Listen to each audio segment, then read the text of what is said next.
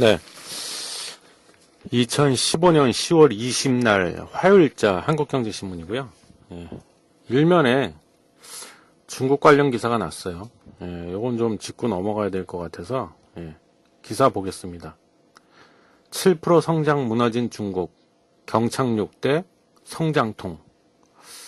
뭐 의견이 서로 반대인데요. 지금 중국의 3분기 경제 성장률이 6년 반 만에 7% 밑으로 떨어졌다. 글로벌 투자은행들은 중국 경제가 성장세 둔화로 경착륙하거나 최악의 경우 금융위기가 발발할 수 있다고 경고했다. 그러나 IMF와 세계은행 등은 중국이 제조업과 투자 중심에서 서비스업과 소비 중심으로 경제 구조를 전환하는 과정에서 성장통을 겪고 있을 뿐이라고 진단하고 있다. 그러니까 이 글로벌 IB, 즉 투자은행들은 이제 경착륙할 것이다. 그런 의견이 지배적이고, 반면에 국제통화기금, 즉 IMF나 세계은행 같은 데서는 이제 아니다. 그냥 이거는 하나의 성장을 겪는 와중에 있어서 피해갈 수 없는 성장통일 뿐이다. 이렇게 이제 의견이 서로 갈리고 있다는 얘기인데요. A3면에 상세 기사가 더 있어서 조금만 더 볼게요.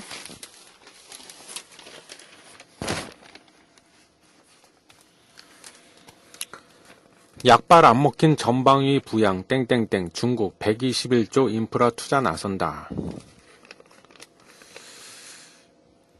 올 3분기 3분기 성장률 부진은 중국 경제의 구조적인 성장세 둔화를 반영하고 있어 성격이 다르다. 핵심 원인은 제조업 및 투자 부진이었다. 올 6월 6.8%였던 산업생산 증가율은 7월 들어 6.0%로 낮아진 뒤 9월에는 5.7%까지 추락했다. 고정자산 투자 증가율은 1월 13.9%에서 줄곧 둔화돼 9월에는 10.4%에 그쳤다. 2000년 이후 약 15년 만의 최저치다.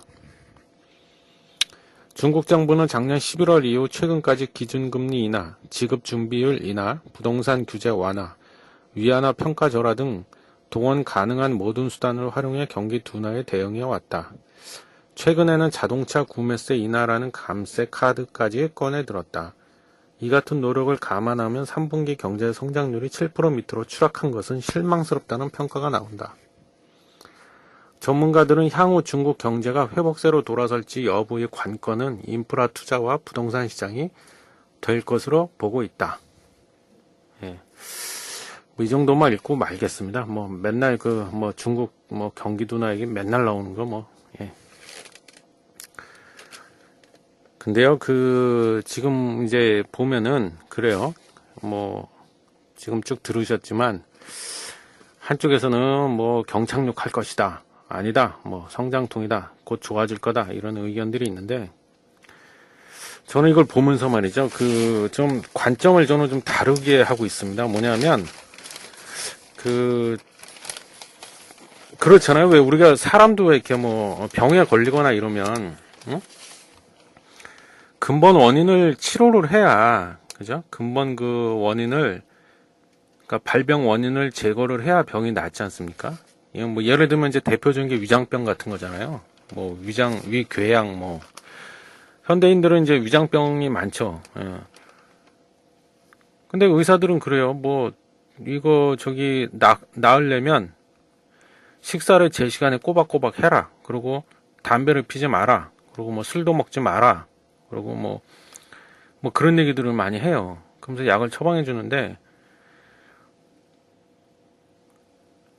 약은 먹지만은 밥 제때 안 먹고, 술 계속 퍼먹고, 담배 계속 피면, 위장병은 절대 나을 수가 없다고 합니다. 헬리코박터 파이올리 균이란 박테리아 세균 때문에 절대 나을 수가 없대요. 그러니까는 악순환인 거죠. 담배는 계속 피고 밥 제때 안 먹고 스트레스 받으면서 맨날 병원 찾아가서 내시경하고 약 먹고 그런다고 낫습니까? 똑같다고 봐요, 저는. 그러면 저는 말이죠. 이게 지금 경착륙이다, 성장통이나 그게 중요한 게 아니고, 제가 이 시간을 통해서도 그동안 누차 얘기를 했지만, 제가 강조했던 것 중에 하나가 뭡니까? 그동안 제가 미국에서 기준금리, FRB에서 기준금리를 올리냐 안 올리냐, 그게 중요한 시점은 이미 지나가 버렸다고 그랬잖아요. 물론 그게 전혀 중요하지 않다는 뜻이 아니고, 그죠? 이제는 그 미국의 기준금리 그 문제가 아니고 이제는 중국이 문제라고 그랬잖아요. 중국. 2008년도에 미국에서 금융위기 터지지 않았습니까? 그죠? 근데 제가 봤을 때는요, 만약에 중국이 무너지잖아요. 2008년도 금융위기는 명함도 못 내밀어. 이 보통 심각한 문제가 아니고요. 2008년도 금융위기 때 그 우리가 겪었던 뭐랄까 고통이라고 그러면 좀 오반가? 고통? 그 여파? 그거하고는 비교가 없을 정도의 거의 좀 제가 과장하자면 거의 핵폭탄급이 될 겁니다. 이게 만약에 중국이 무너진다 그러면. 예. 우리나라는 말할 것도 없고. 예. 그래서 저는 좀 여기 신문 기사를 제가 다 읽지 않은 이유도 그건데, 우리가 왜 그 근본을 생각하지 않을까? 근본 원인을. 예? 원인을. 그래서 저는 그럼 이 원인이 뭐냐?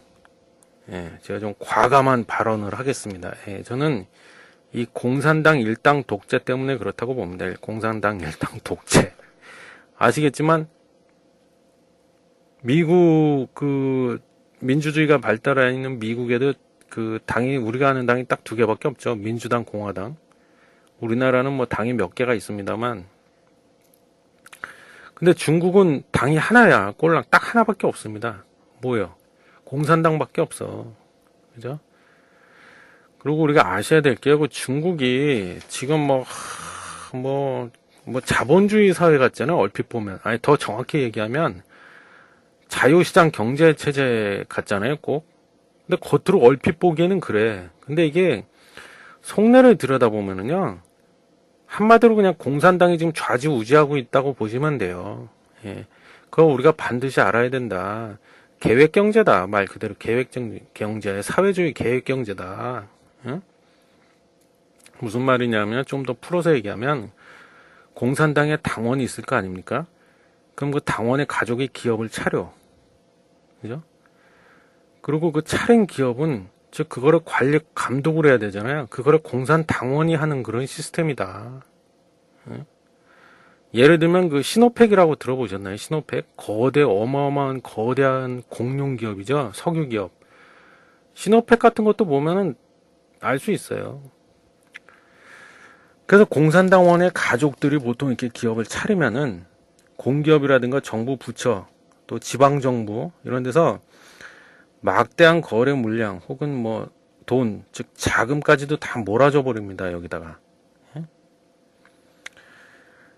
그리고 나서 어떻게 하냐면 이제 외국계 금융기관 같은 거를 끌어들여 가지고 공산당원이 키운 기업에서 발생한 수익을 서로 또 나눠 먹어요. 예? 그러고 나서 비자금이란 말 많이 들어보셨잖아요. 일종의 비자금 비슷한 건데 그런 거를 또 만들어 가지고 외국계 금융기관 끌어들였잖아요. 거길 통해서 또 해외로 사실 많이 빼돌렸습니다. 예. 권력자들이. 그러다 보니까 당연히 중앙정부라든가 지방의 공기업 등은 당연히 손실을 많이 받겠죠. 여기다 자금도 다 몰아주고 물량도 다 몰아줘 버렸는데. 그러니까 이 막대한 손실 봤다는 게 부채율이 장난이 아닌 거야. 부채율이 엄청 막 치솟습니다. 그러니까 빚이 엄청나게 많다고. 근데 이걸 그동안 분식회계를 쳐갖고 많이 숨겨놨거든요. 그러니까 이런 식이야. 응? 그건 아시죠? 얼마 전에 위안화도 갑작스럽게 기술적으로 평가 절하시켜 버렸잖아요. 즉 환율을 끌어올렸잖아요. 그러니까 환율조차도 이제 공산당이 마음만 먹으면은 얼마든지 조작, 좀 심하게 표현하면 조작까지도 가능해졌다는 거죠. 근데 더 웃긴 거는 미국이에요. 일본에서는 양적 완화라는 이름으로 돈을 엄청나게 풀었잖아요. 그럼 환율에 분명히 영향이 있다고 제가 했잖아요. 유가 금융 환율 시간에 유동성이 풍부해지다 보니까 환율이 올라갈 수밖에 없다. 돈의 가치가 떨어지니까. 그것도 어떻게 보면 간접적으로 환율을 조작한 거라고 봐야 돼요. 넓은 의미로 보자면 직접 대놓고 한 건 아니지만 그렇겠죠. 그리고 중국은 아예 그냥 역시 중국이야. 대놓고 그냥 환율을 그냥 조작해버렸죠. 그냥 위안화 갑작스럽게 아예 대놓고 평가절하시켜버리는 바람에. 그것도 어떻게 보면 다 넓게 본다. 환율 조작한 겁니다. 일본도 그래, 중국도 그래. 중국은 아예 대놓고 한다고 그랬잖아요. 근데 일본이나 중국이 그럴 때는 가만히 있어, 미국이. 뭐 그럴 수도 있지 뭐 하고. 근데 얼마 전에 또 신문 보니까 미국에서 그런대잖아요. 우리나라 보고 니네 환율 지금 조작하는 거 아니냐? 외환시장에 직접적으로 개입을 해가지고, 응? 의심스러운데 환율 조작하고 있는 거 아니야? 막 이런대잖아요. 역시 나라가 힘이 없으니까 어쩔 수가 없죠. 그래서 이게 사실은 한 15년, 한 16년, 그러니까 2000년도 내가 알기로는 2000년도 초반부터 이래왔어요. 중국이 지금 공산당이. 그래서 우리가 그 저기 등소평이라고 아시잖아요. 등소평. 등소평의 그 후손들이 있지 않습니까? 후손들. 그리고 홍콩의 그 리카싱이라는 데가 있어요. 리카싱.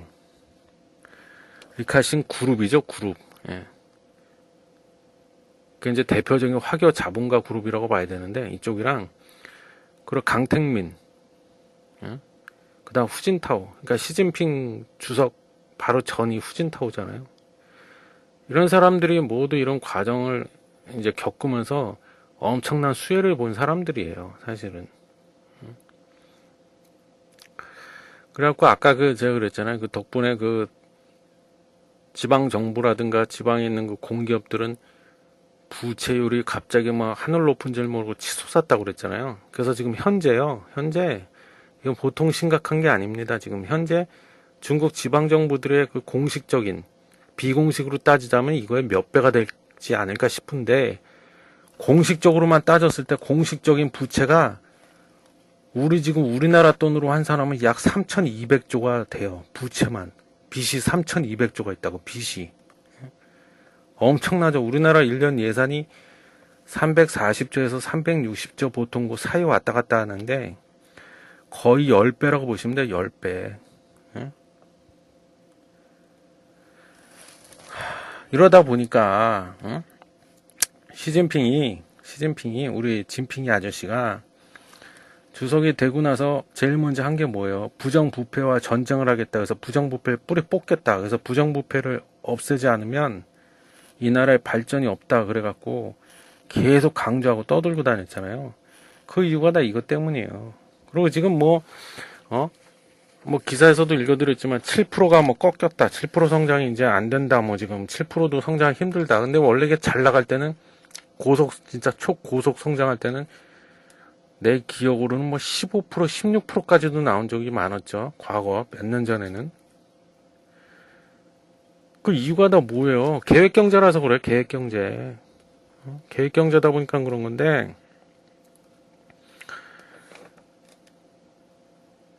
하여튼 그래요. 그러다 보니까 이게 이제 과잉 공급이다, 과잉 설비다 그런 얘기도 많이 들어보셨죠. 신문이나 그 언론에서 많이 얘기하잖아요. 뭐 과잉 설비다, 과잉 공급이다. 예? 실제로도 저기 중국의 우리나라로 치면 고속도로 같은 데 타고 쭉 차를 타고 달려보면은요. 그냥 속된 말로 유령 아파트라고 해야 되나? 그런 데가 지금 굉장히 많답니다. 유령 아파트. 유령 아파트가 뭐야? 사람이 안 살고 있는 거야. 그게 다 공급 과잉 아니에요. 과잉 설비고. 공장도 엄청나게 늘려놔가지고 이게 다 계획 경제죠. 계획 경제. 그래서 혹자는 그래요. 사회주의 시장 경제 체제다. 이상한 말을 써 또. 시장 경제 체제면 시장 경제 체제고 사회주의면 사회주의지. 그러니까 둘을 섞어 놓은 거야, 짬뽕. 사회주의가 시장 경제 체제이긴 한데, 사회주의적인 시장 경제 체제다. 그러니까는, 시장 경제 체제를 도입을 하긴 하는데, 100%다 모든 걸 시장에 맡기지 않는다는 거죠. 그러니까 국가에서 통제를 한다. 더 정확히 표현하면 국가라기보다는 공산당에서 다 통제를 한다는 거죠, 이제. 그렇습니다. 그래서 지금 말이죠. 중국 GDP가 있잖아요. GDP, 국내 총생산, GDP의 한 60% 조금 넘는데, 대략 한 60%라고 보고, 그게 국유 기업에서 나온답니다. 국유 기업. 국유 기업이 뭡니까? 나라가 소유한 기업. 그래서 우리 또 진핑 아저씨가 틈만 나면 또 얘기하죠. 국유 기업부터 손을 보겠다. 국유 기업부터 개혁을 하겠다. 그래서 이것도 또 웃겨. 아까 그 사회주의 경제체제랑 비슷한 개념인데요. 혼합 소유제라는 개념을 또 들고 나왔어. 혼합 소유제. 이건 또 뭐냐면 소유하는 건데 혼합하는 거야. 뭐냐? 예를 들면 지금까지는 국가가 거의 100% 다 그 기업을 소유하고 있었다면 그 기업의 일부를 좀 다른 사람이 소유할 수 있도록 허락을 하는 거예요. 그래서 민간이 소유할 수 있도록. 우리나라 또 그랬잖아요. 뭐 몇 년 전부터 공기업 민영화 시키겠다, 민영화 시키겠다. 물론 뭐 민영화가 안 돼서 실패한 것도 있지만 공기업 민영화 그게 뭐야? 한마디로 정부가 갖고 있는 지분을 민간한테 팔겠다는 얘기죠. 매각하겠다. 그래서 완전히 민영화, 민간 소유로 만들겠다는 뜻인데 혼합 소유제랍니다. 여기는. 그러니까 다시 한번 얘기하지만 국가와 민간 자본이 같이 소유를 하겠다. 기업을. 이건 또 뭐야? 참. 예? 그러니까 제가 보기에는 이 공산당이 아직도 미련이 굉장히 많이 남아있는 것 같습니다. 그래서 완전한 시장 경제 체제를 받아들일 생각이 없는 거예요. 그럴 만도 하죠. 사실은 뭐 이것뿐만이 아니라 우리나라는 안 그러나요? 뭐 기득권, 내가 만약에 기득권이야. 기득권을 갖고 있어 내가. 그 기득권을 내려놓으려고 하겠습니까? 절대 안 내려놓지. 그러니까 찔끔찔끔 이런 식으로 하는 거죠. 증권 시장도 마찬가지잖아요. 지금도 그 중국 본토 주식은 100% 다 개방을 안 해놨죠. 본토는. 그리고 막 온갖 그 종류의 제약을 많이 걸어놨습니다. 외국 자본은 뭐 100% 소유를 또 못하게 만들어놨고, 그게 전부 다 혼합 소유제 이것도 마찬가지고, 다 그게 뭐냐면 기득권을 내려놓지 않으려는 거죠. 그리고 내가 느끼는, 내가 파악하는 또 하나의 원인은, 이유는 뭐냐면 두려움도 큰 것 같아요. 두려움. 왜냐하면 시장 경제를 안 해봤잖아요. 100% 안 해봤기 때문에 두려움도 어느 정도 있겠지. 그리고 그 두려움에 이제 한 몫을 한 게 내가 봤을 때는 우리나라가 큽니다. 우리나라 영향도. 97년, 98년대 외환위기 때 자본시장 100% 다 개방했잖아요. 우리나라도 개방을 안 하고 있었어요. 근데 그 외환위기 터지는 바람에 울며 겨자 먹기로 좋아서 개방한 게 아니라 어쩔 수 없이 안 할 수가 없으니까 개방을 했죠. 했다가 다 털렸거든. 다 털린 걸 봤거든. 중국이 바로 옆에서. 그러니까 100% 개방했다. 우리도 이거 다 털리는 거 아니냐 이래가지고 100% 개방을 지금도 안 하고 있는 거잖아요. 예. 그래서 저는 이걸 보면서요. 얼마 전에 뭐 중국 상해 증시가 올해 한창 5월, 6월 달까지만 해도 피크였잖아요. 그래서 뭐 5,000포인트 찍고 그러다가 갑자기 급락이 나왔잖아요. 그 뒤부터 이제 쭉 미끄러져 내려오기 시작했는데, 그래갖고 우리가 잘 몰라서 그러는데 얘네가 돈을 어마어마하게 엄청나게 쏟아부었습니다. 그 리커창 총리가 주가가 이런 식으로 이제 계속 무너지고 상해 증시가 막 그냥 풍비박산이 나고 이러니까 우리 돈으로 약 24조에서 25조의 자금을 주가 부양시킨다고 어마어마하게 쏟아부었어요. 근데 이게 대부분이 연기금에다가 정부 자금을 빌려줘서 야 니네가 내가 돈 꿔줄 테니까 니네가 주식 좀 사들여라. 이렇게 된 거죠. 얘네가 어떻게 보면 기관 투자가잖아. 우리나라로 치면 큰 손이니까. 그렇게 해서 그 주가 폭락하는 거 좀 막으려고 이렇게 했는데 뭐 아무 효과가 없었죠. 뭐 속절없이 그냥 무너졌죠. 근데 저는 이걸 보면서 우리나라 80년대 그때 우리도 좀 비슷했거든요. 관치금융이라는 말 들어보셨나요? 관치금융. 이게 뭐 전형적인 관치금융 방식하고 뭐가 달라 이게. 그래서 우리나라도 이런 거 했었거든요. 그때가 생각이 나네 갑자기. 그렇습니다. 예, 그래서 저는 공산당이 좌지우지한다는 계획 경제가 좀 문제인 것 같고요. 문제의 근본 원인은. 그래서 제가 봤을 때 그동안의 고속성장한 비결도, 그리고 고속성장이 이제 멈춘 것도 모두 공산당 일당 독재가 원인이 아닌가 저는 그렇게 봅니다. 예. 그래서 실제로도 이거 아시겠지만 신문에서도 자주 다뤘었죠. 시진핑 이분이 이제 집권하자마자, 그러니까 2012년도에서 올해까지 약 3년 동안 숙청을 많이 했죠.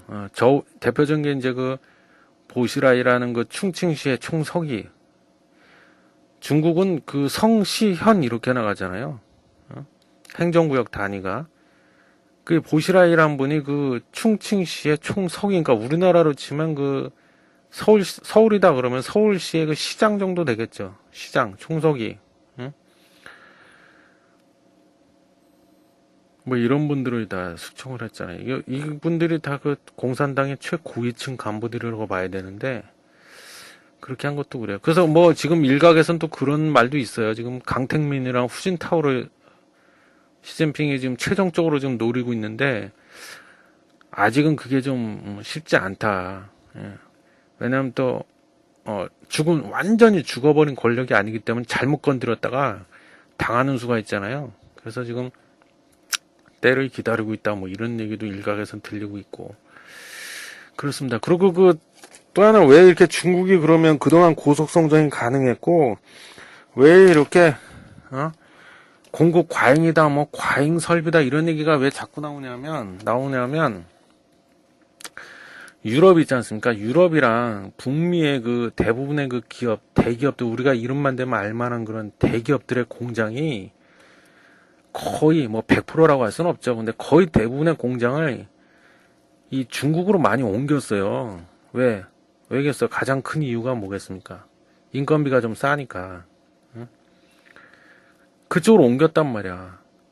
그러면 그 공장에서 이제 물건을 제조업 만들어가지고 다시 외국으로 팔아야 되잖아요. 그러니까 갑자기 일감이 확 폭증을 해버린 거야, 중국 입장에서. 공장도 어마어마하게 이제 좀 과장하면은 뭐 전 세계 규모가 크고 괜찮은 그 기업들의 공장이 다 중국으로 몰려갔거든. 그죠? 그러니까 중국에서는 이 공장에서 이제 제조를 하려면 뭔가 물건을 찍어내고 만들어내려면 재료, 원료가 있어야 되잖아요. 우리가 말하는 뭐 중간재 이런 거.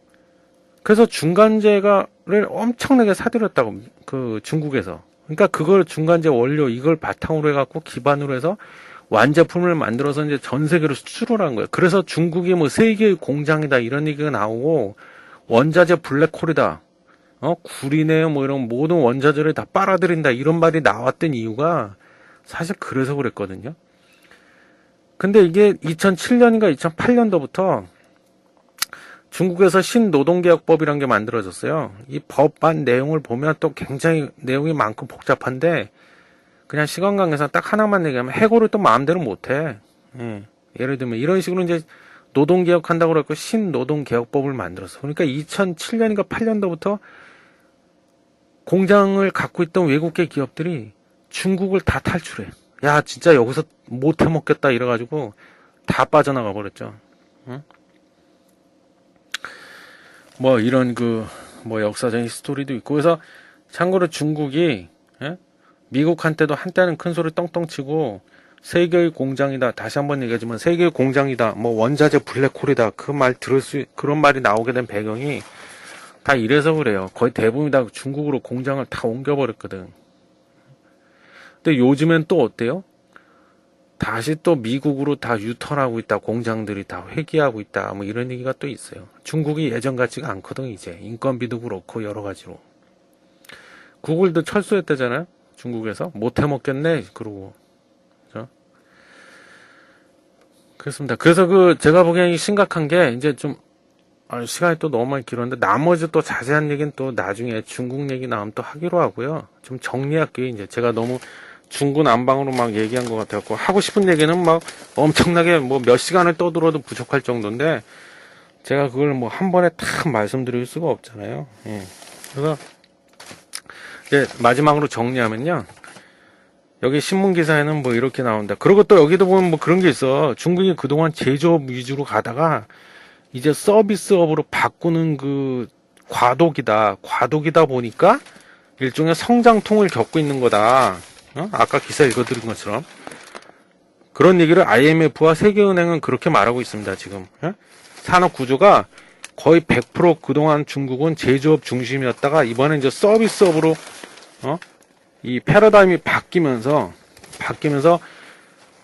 과도기이기 때문에 어쩔 수 없이 겪어야 하는 성장통이다. 뭐 이런 식으로 얘기한다고 그랬는데 저는 좀 아닌 것 같고요. 누차 말하지만 그런 관점으로 우리가 이걸 바라보면 안 된다고 봅니다. 저는 아까 뭐 제가 위장병 그런 얘기도 했지만 본질을 봐야지 현상을 보지 말고 항상 얘기하지만 본질. 그래서 그 본질이 뭐냐? 이제 정리하면 제 생각은 중국의 그 공산당 일당 독재가 문제고 그러다 보니까 모든 것을 공산당이 좌지우지하는 그런 계획경제 시스템이다. 그게 문제다. 오직한 환율도 대놓고 조작하지 않냐. 그게 문제라는 거고요. 두 번째는 과잉 공급, 과잉 설비. 그게 문제다. 특히 공급 과잉. 왜 공급 과잉이 됐는지는 아까 얘기했고, 그 다음에 세 번째는 부채. 그림자 금융 이런 얘기도 그 신문 언론상에서 그동안 많이 떠들었죠. 그게 뭔지는 또 설명 안 할게요. 그동안 신문에서 하도 얘기를 하죠. 그림자 금융. 아까 말씀드렸죠. 공식적으로 밝혀진 부채만 지금 3,200조가 된다고. 엄청나죠? 이런 게 다 서로 맞물려서 다 문제다. 그리고 물론 중국 자체 문제도 있지만 외부 환경 요인도 지금 안 좋죠. 많이. 뭐 그런 거. 그래서 그렇습니다. 근데 여기 좀 기사 보니까는 아까 얘기했던 A3면 약발 안 먹힌 전방위 부양 별짓을 다 했잖아요. 중국이. 특히 증시 떠받친답시고 뭐 지준율 인하, 뭐 기준금리 인하, 뭐 그러고 뭐 대놓고 돈 쏟아붓고 아까 뭐 23조인가 25조를 쏟아붓다고 그랬잖아요. 리커창 총리가 그런 것부터 시작해서 그리고 이게 그 정치에 휘둘릴 수밖에 없다는 거죠. 아까 얘기했잖아요. 공산당 독재다 보니까 그 중앙정치국 상무위원회란 회가 있습니다. 중앙정치국 안에 상무위원회. 거기 원래 예전에 그 7명으로 구성이 돼 있었는데 그게 5명인가 6명으로 줄어버렸어요. 시진핑이 그 딱 집권하면서. 그 사람들이 거의 중국 전체를 다 들었다 놨다 하는 좌지우지한다고 보시면 돼요. 어떻게 보면 집단 지도 체제죠. 집단 지도 체제. 물론 그 중에 대빵은 시진핑이지만 그 중앙정치국 상무위원회에서 다 이끌어간다고 보시면 되고, 그리고 또 하나 말씀드리고 싶은 게 경제가 절대 정치하고 따로 떼어서 생각할 수 없습니다. 경제는. 그걸 알아야 돼요. 우리가. 정치, 경제. 별개가 아니라는 거예요. 절대. 예? 결국 정치가 경제를 만들어낸다는 거 잊으시면 안 됩니다. 그래서 제가 왜 그 진투방인가 그때 지나가는 말처럼 몇 번 말씀드렸잖아요. 수익, 주식 투자로 수익 내고 싶으시면 그 중에 한 가지 방법이 있는데 그게 뭐냐면 우리나라 같은 경우도 마찬가지지만 정부에서 정책을 발표할 때 뭐 부동산 대책이다. 뭐 이런 식으로. 예, 뭔가 그런 식으로 이렇게 정책을 발표할 때 그냥 지나치지 마시고 눈여겨서 제가 잘 보라고 했잖아요. 다 그 이유가 같은 맥락입니다. 예를 들면 단통법이라든가 이런 거 자본시장 통합법 내놓고 이럴 때 그걸 그냥 지나치지 마시고요. 제가 봤을 때 그렇습니다. 정치는 누가 합니까? 사람이 합니다. 경제활동은 누가 합니까? 짐승이 경제활동하지 않잖아요. 짐승들이 주식 투자하고 주식 거래야 합니까? 아니잖아. 사람이 한단 말이에요. 경제활동도. 즉 그 말은 뭐야? 경제도 사람이 만든다고요. 그래서 정치는 곧 경제고요. 제가 봤을 때 그럼 정치가 경제를 만드냐? 경제가 정치를 만드냐? 이건 마치 뭐 닭이 먼저냐 달걀이 먼저냐 같은 얘기인데 저는 과감히 얘기하는데요. 정치가 경제를 만듭니다. 예. 그래서 특히 중국은 더 그렇죠. 아까 얘기했잖아요. 계획경제 체제라고 말할 것도 없죠. 예. 그렇습니다. 그래서 아까 제가 3,200조 부채 얘기도 하고 그랬는데 저는 좀 걱정스러운 게 제가 마음 같아서는 정말 100%라고 저는 말씀드리고 싶은데 말 조심해야지. 괜히 또 말 잘못했다가 사람은 항상 말 조심해야 되기 때문에 제가 100%라고 안 하겠습니다. 예, 제가 꼬리를 살짝 좀 내릴게요. 그리고 또 하나 밝혀두고 싶은 게 100% 그냥 제 개인적인 생각이에요. 예. 저는 중국에서 이게 잘못하다간 정말 2008년도 미국에서 금융위기 터졌잖아요. 중국에서 금융위기 터질 수 있다고 봅니다. 저는. 예. 그 확률이 어느 정도 되냐? 매우 매우 높다고 봅니다. 그럼 언제 터질 거냐? 내년 2016년도 아니면 2017년도 중에. 예. 분명히 터질 거라고 보고요. 2008년도 참고로 얘기하면 2008년도 금융위기가 왜 터졌냐? 원인이 있을 거 아닙니까? 제가 한번 지난번에 잠깐 얘기했던 것 같은데 부동산 얘기할 때 잠깐 일단 그래요. 2008년도 금융위기는 표면적으로 봤을 때, 겉에서 이렇게 봤을 때 리만 브라더스 사태 때문에 터진 것 같아. 일단은 1차적으로 봤을 때는 그게 파산하는 바람에. 근데 아니죠. 그건 현상일 뿐이고 본질은 내부적인 요인, 즉 내부적인 요인은 따로 있다는 거죠. 그럼 뭐냐?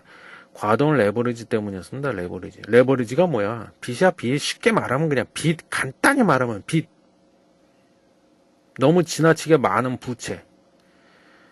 예.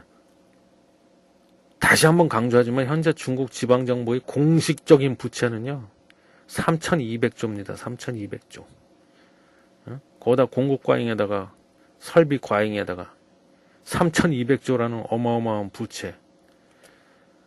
대책이 없습니다. 제가 봤을 때는. 그래서 금융위기 터질 확률이 매우 높다. 예? 준비하시면 됩니다. 지금부터 준비하시면. 예?